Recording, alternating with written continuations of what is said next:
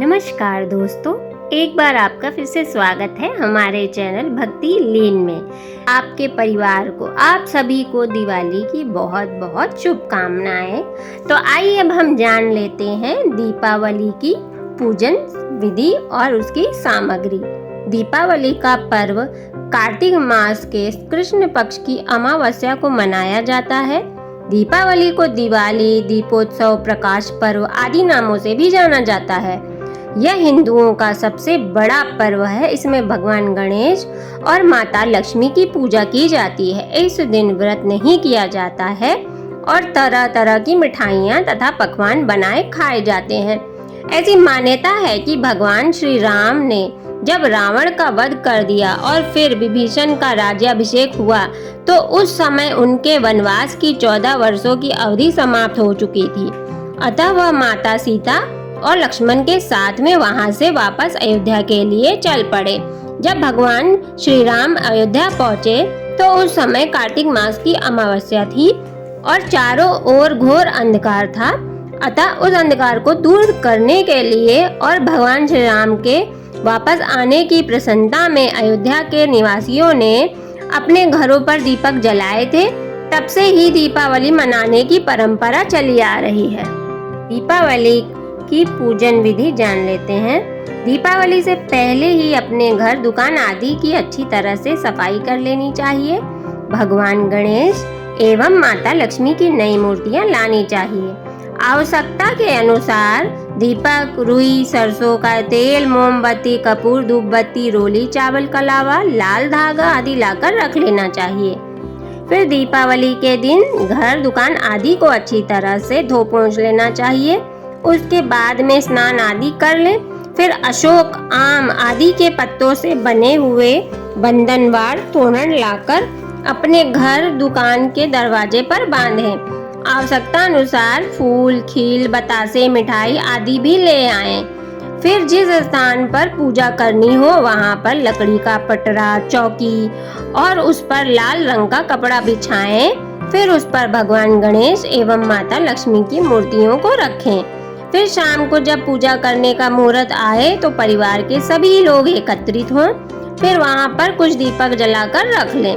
फिर सभी लोग एक एक करके भगवान गणेश और माता लक्ष्मी को रोली, चावल लगाएं और उनको खील, बतासे, मिठाई आदि समर्पित करें। फिर परिवार का कोई एक व्यक्ति सभी परिवारजनों के माथे पर तिलक लगाएं और उनके हाथ में कलावा बांधें।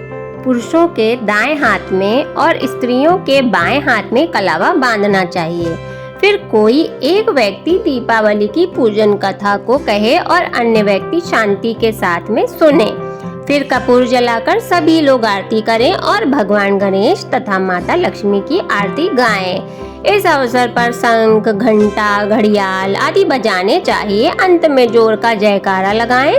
फिर सभी लोग भगवान गणेश और माता लक्ष्मी से प्रार्थना करें कि हे प्रभु, हमें सद्बुद्धि, सुख, समृद्धि और शांति प्रदान करें। हमें ज्ञान और धन दोनों ही प्राप्त हों। हमारे सभी रोग, शोक सदैव के लिए दूर हों।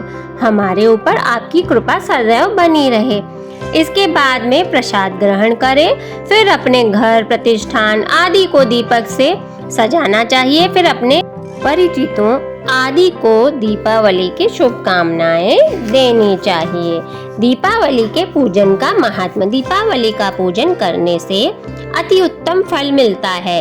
इससे घर में भगवान श्री गणेश जी सद्बुद्धि तथा माता लक्ष्मी जी धन संपदा का आगमन होता है। इससे मनुष्य के सभी रोग, शोक दूर होते हैं, मन में उत्साह उत्पन्न होता है और घर परिवार में खुशियां आती हैं। दीपावली की पूजन कथा आइए जान लेते हैं। एक नगर में देवी प्रसाद नामक बड़ा सेठ था। वह भगवान गणेश और माता लक्ष्मी का परम भक्त था।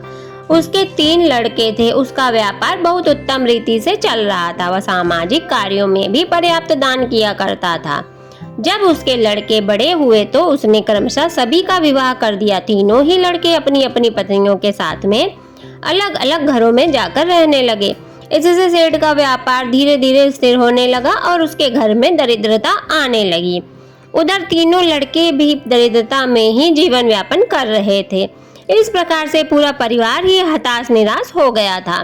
अपने भक्त की दुर्दशा को देखकर एक दिन भगवान गणेश एक महात्मा का रूप धारण करके उसके सेठ के घर पधारे। तब सेठ ने उनका स्वागत सत्कार किया और उनसे अपनी दरिद्रता के निवारण का उपाय पूछा। तब महात्मा जी ने कहा, हे सेठ, कार्तिक मास की अमावस्या के दिन तुम अपने घर पर भगवान गणेश एवं माता लक्ष्मी का पूजन करो। इसमें अपने तीनों लड़कों को भी बुलाओ, तब मैं तुम्हें सुख समृद्धि प्राप्त करने का अचूक मंत्र बताऊंगा। महात्मा जी की आज्ञा को मानकर उस सेठ ने वैसा ही आयोजन किया। तब महात्मा जी ने आकर सेठ और उसके तीनों लड़कों से पूजन करवाया और फिर कहा, अब मैं तुम सभी को सुख समृद्धि की प्राप्ति का अचूक मंत्र बताता हूँ। उस मंत्र का नाम है संगठन।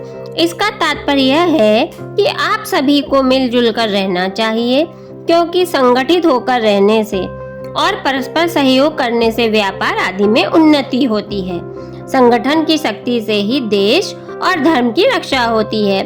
संगठन से ही भगवान गणेश का आशीर्वाद प्राप्त होता है, अर्थात सद्बुद्धि आती है। संगठन से ही माता लक्ष्मी की कृपा प्राप्त होती है, अर्थात धन संपदा में निरंतर वृद्धि होती है। यूं तो भगवान श्री राम अकेले ही रावण आदि राक्षसों का वध करने में समर्थ थे, लेकिन संगठन के महत्व को प्रदर्शित करने के लिए ही उन्होंने सुग्रीव आदि वानरों से मित्रता की और सबके सामूहिक सहयोग से ही लंका पर विजय प्राप्त की। इसलिए आप सभी को भी परस्पर संगठित होकर रहना चाहिए और एक दूसरे के प्रति वैमनस्य की भावना रखनी नहीं चाहिए। महात्मा जी के द्वारा दिए गए उपदेशों को सुनकर उन सभी को ज्ञान की प्राप्ति हुई।